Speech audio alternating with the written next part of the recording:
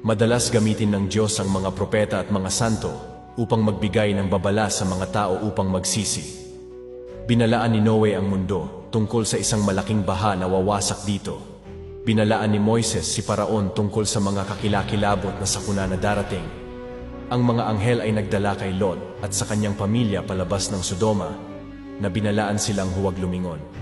Ang mga nakinig sa mga babala ay naprotektahan sa panahon ng mga sakuna, habang ang mga hindi nakinig ay naharap sa kaparusahan. Ngayong 2024, ginagamit din ng Diyos ang mga propeta upang ihatid sa atin ang nakakagulat na mga propesya.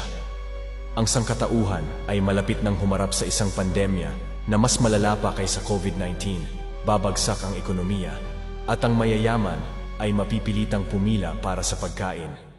Isang mapaminsalang lindol na may lakas na 10.0 at mas matinding sakuna dulot ng klima ang paparating. Nais ng Diyos na tayo ay magsisi bago dumating ang mga sakunang ito. Kung nais mong malaman ang higit pa tungkol sa mga propesyang ito at kung paano matatagpuan ang proteksyon ng Diyos sa mga mahihirap na panahon, ihandog ang inyong Amen.